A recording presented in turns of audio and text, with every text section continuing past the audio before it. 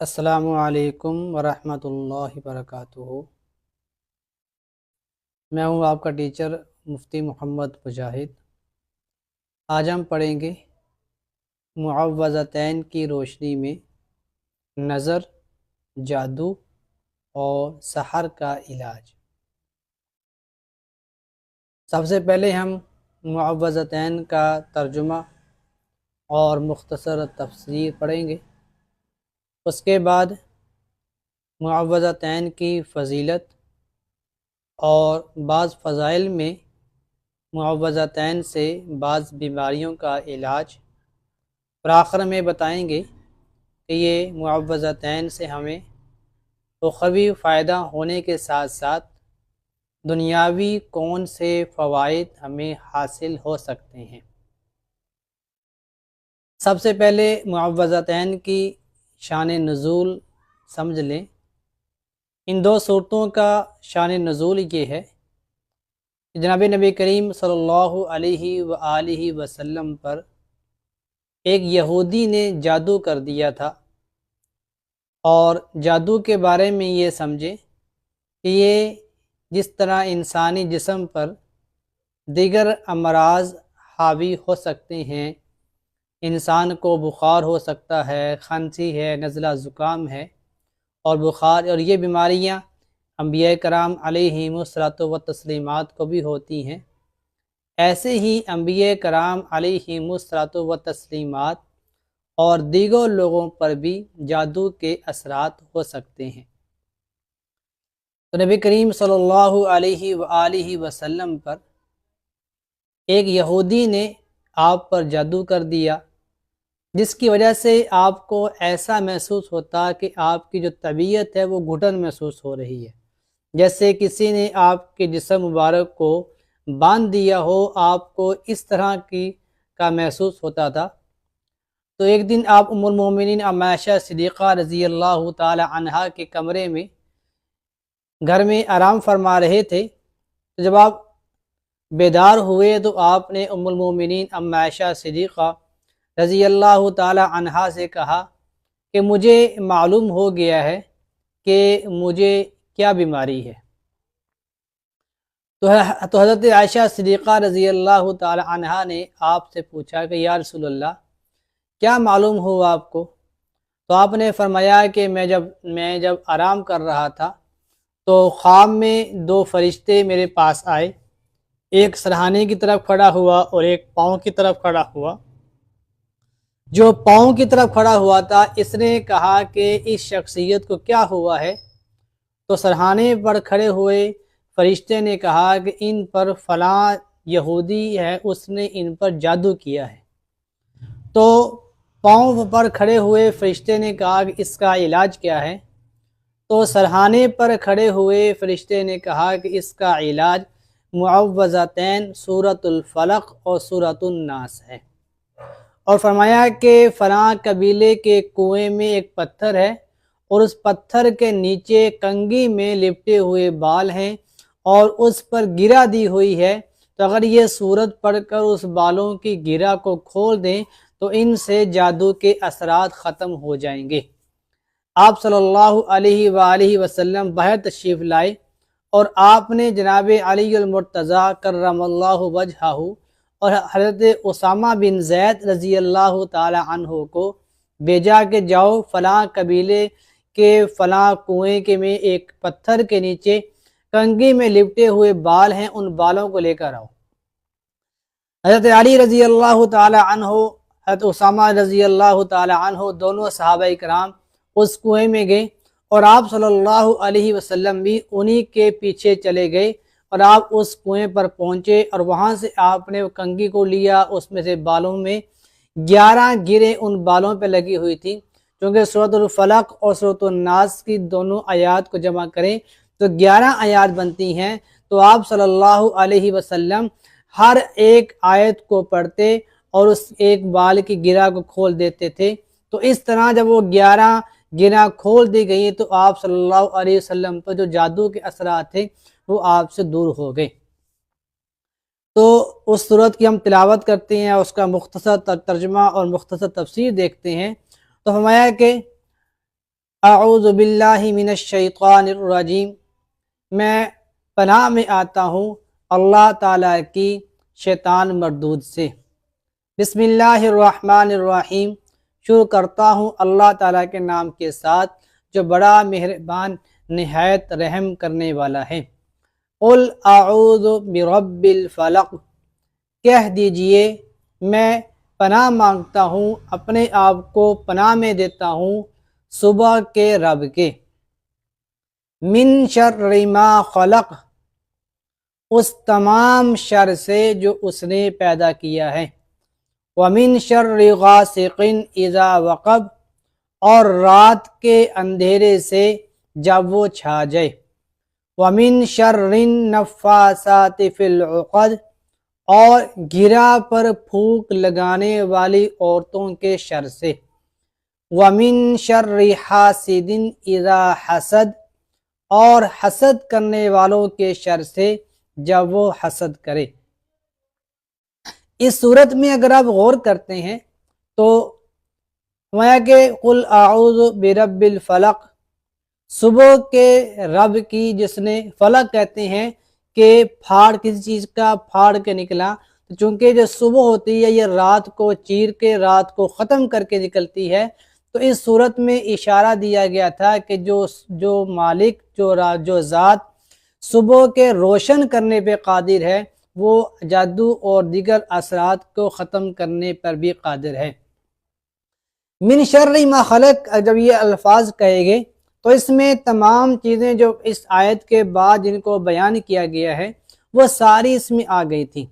لیکن اس کے بعد جو تین چیزوں کو بیان کیا گیا ہے ان کی اہمیت اور عام طور پر جو اختلافات اور عام طور پر جو انسان کی دشمنی ہوتی ہے وہ انہی تین وجوہات کی بنیاد پر ہوتی ہے۔ اس وجہ سے ان تین بڑی وجوہات کو اس کے بعد بیان کیا گیا۔ پہلی چیز کہ امین شر غاسق اذا وقب، اور رات کے اندھیرے سے جب وہ چھا جائے، چونکہ جادو وغیرہ کے اثرات اور شیطانی اثرات اور دشمن اور لوگوں کی جو آپس کی دشمنی ہے یہ عام طور پر رات کو ہوتی ہے۔ لوگ جو حملہ کرتے ہیں وہ عام طور پہ رات کو کرتے ہیں، شیطانی اثرات عام طور پہ رات کو ہوتے ہیں، جادو ٹونے عام طور پر رات کو ہوتے ہیں۔ تو اس وجہ سے اس کی چونکہ اختلافات کی بڑی وجہ یہ رات کا اندھیرا بنتا ہے، تو اس لیے اس کو بیان کیا گیا۔ اور من شر النفاثات فی العقد، اور گرہ پر پھونک لگانے والوں کی شر سے، اس سے اس جانب اشارہ کر دیا کہ عام طور پر جو جادو ٹونا وغیرہ کرتی ہیں یہ اکثر عورتیں ہوتی ہیں۔ اور تیسری بڑی بیماری بیان کی گئی ہے ومن شر حاسد اذا حسد، اور حسد کرنے والے کے شر سے۔ آج جتنی بھی دشمنیاں ہو رہی ہیں، جتنے بھی آپس کے اختلافات ہیں، اگر آپ اس کی بنیاد میں جائیں، اس کی آپ مین جڑ پر پہنچتے ہیں تو وہاں پر آپ کو حسد اور بغض ملے گا، جس کی وجہ سے ایک انسان دوسرے سے اختلاف کرتا ہے۔ بسم اللہ الرحمن الرحیم، قل اعوذ برب الناس، کہہ دیجئے میں اپنے آپ کو پناہ میں دیتا ہوں لوگوں کے رب سے۔ مالک الناس، جو لوگوں کا مالک ہے، الہ الناس، جو لوگوں کا معبود ہے، من شر الوسواس الخناس، پیچھے سے وسوسہ ڈالنے والوں کے شر سے،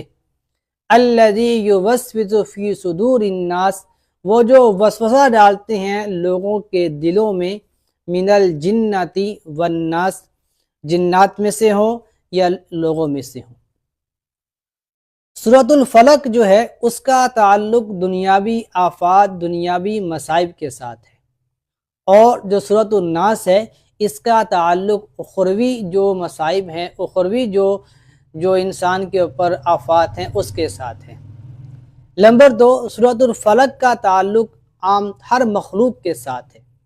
اور جو سورۃ الناس ہے اس کا تعلق لوگوں کے ساتھ ہے، عام مخلوقات کے ساتھ نہیں ہے۔ اس لیے وہاں پر قل اعوذ برب الفلق کہا گیا اور یہاں پر قل اعوذ برب الناس کہا گیا ہے۔ یہاں پر اگر آپ اللہ تعالیٰ نے 3 صفتیں بیان کی ہیں، برب الناس، مالک الناس الہ الناس،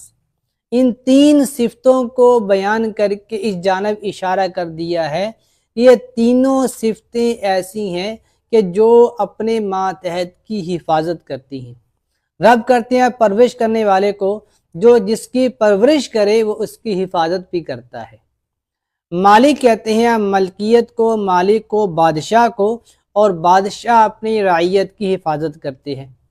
الہ کہتے ہیں معبود کو، معبود اپنے عابد کی حفاظت کرتا ہے۔ تو تینوں باتیں اللہ تعالیٰ کی تینوں صفتیں لا کر اس جانب اشارہ کر دیا ہے کہ اللہ تعالیٰ ہی ایسی ذات ہے جو انسان کی ہر لحاظ سے حفاظت کرتے ہیں۔ من شر الوسواس الخناس، وسوسہ ڈالنے والے، خناس کہتے ہیں جو پیچھے سے وسوسہ ڈالے، اور شیطان کو بھی خناس اس لیے کہتے ہیں کہ شیطان انسان کے دل میں وسوسہ ڈالتا ہے، اور جب انسان اللہ تعالیٰ کا ذکر کرتا ہے، اللہ تعالیٰ کی عبادت کرتا ہے، اللہ تعالیٰ کے ساتھ متوجہ ہوتا ہے، تو شیطان پیچھے ہٹ جاتا ہے۔ پھر جب انسان میں تھوڑی سی غفلت آتی ہے، تھوڑی سی کمزوری آتی ہے، پھر یہ شیطان انسان پہ حملہ کرتا ہے۔ تو چونکہ بار بار پیچھے ہٹ کے یہ بار بار انسان پہ حملہ کر رہا ہوتا ہے، اس وجہ سے شیطان کو خناس کہتے ہیں۔ الذی یوسوس فی صدور الناس، جو لوگوں کے دلوں میں وسوسہ ڈالتے ہیں۔ وسوسہ ڈالنے والے جنات بھی ہیں، شیاطین بھی ہیں، اور انسان بھی ہیں۔ اب کسی کے دل میں یہ بات آ سکتی ہے کہ جو شیاطین ہیں وہ وسوسہ ڈالتے ہیں تو اس کا تو ہمیں نظر نہیں آتا، لیکن جو انسان وسوسہ ڈالتے ہیں وہ تو معلوم ہوتا ہے، وہ تو انسان تو سامنے ہوتا ہے اس کی، لیکن تو یہاں پر خناس کے کی تفصیل میں اس کو بھی لے کر آئے ہیں۔ وجہ یہ ہے کہ بعض مرتبہ انسان ایسی بات کرتے ہیں جس سے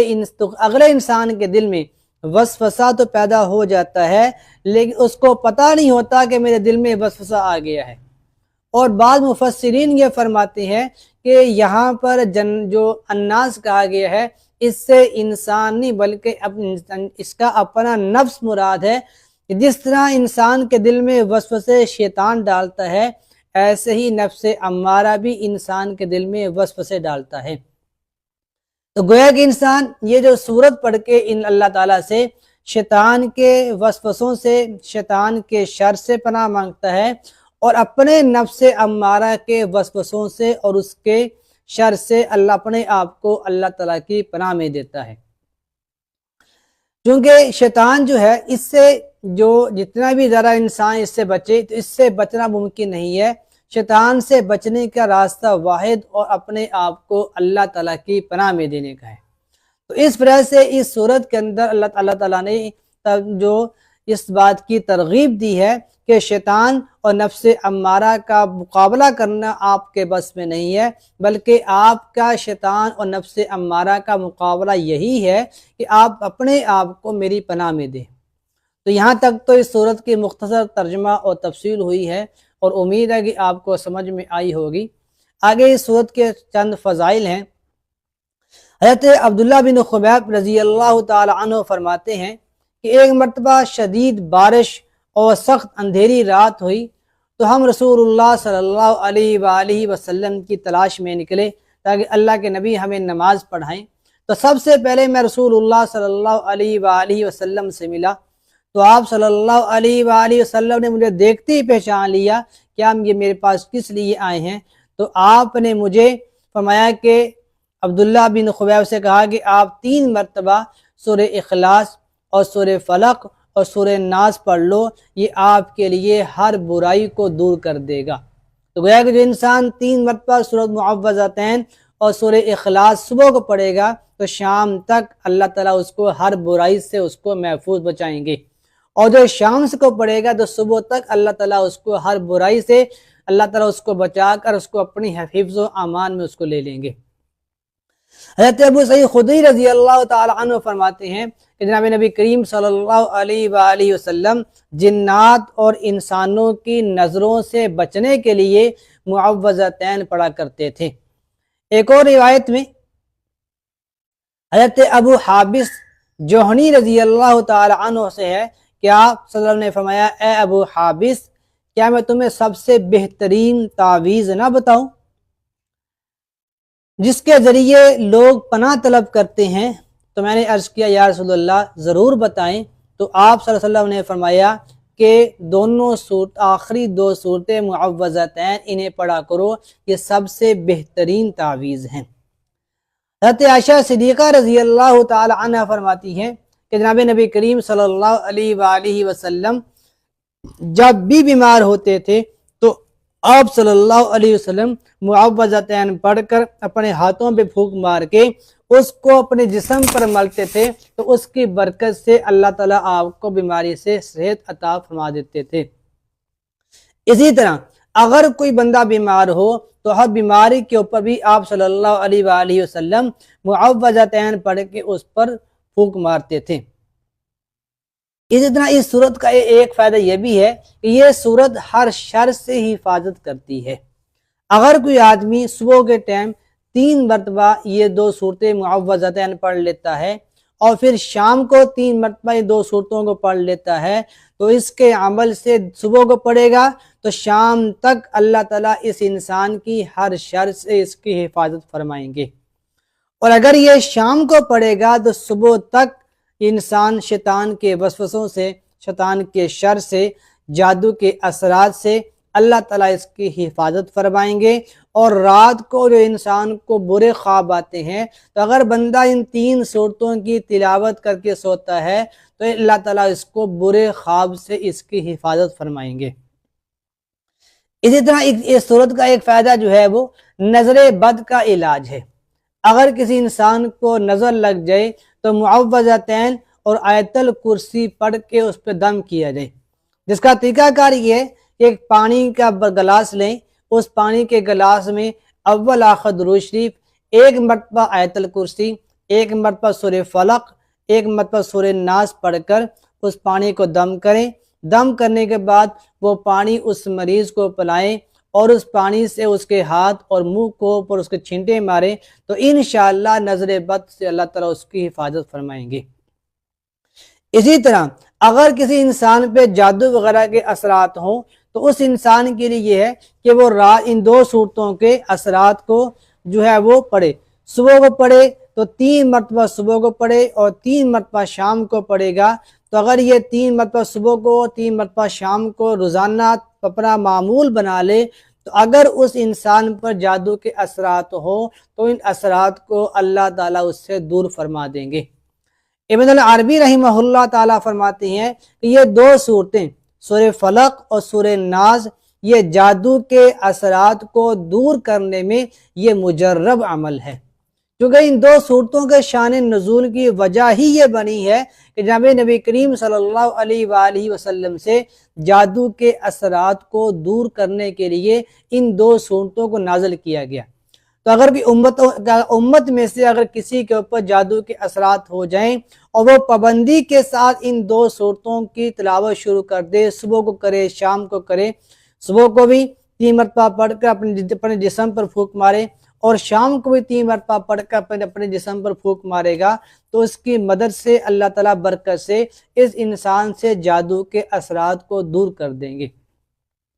اسی طرح علماء کرام لکھتے ہیں کہ اگر کوئی آدمی مغرب کی نماز میں 2 سنتیں جو مغرب کی نماز میں پڑھتے ہیں، ان 2 سنتوں میں اگر آدمی سورۃ الفلق اور سورۃ الناس کی بلا ناگہ تلاوت کرنا شروع کر دے تو اس انسان کو بھی اللہ تعالیٰ جادو کے اثرات اور شیطان کے اثرات سے اس کی حفاظت فرماتے ہیں۔ تو یہ اس سے صورت کا اتنا دنیا کے لحاظ سے بھی فائدہ ہے، اور جب پڑھیں گے تلاوت کریں گے قرآن کریم کا حصہ ہے تو تلاوت کرنے سے آخرت کا فائدہ بھی ہوگا۔ تو یہاں تک ہمارا آج کا لیکچر ختم ہوتا ہے۔ اللہ تعالیٰ مجھے اور آپ کو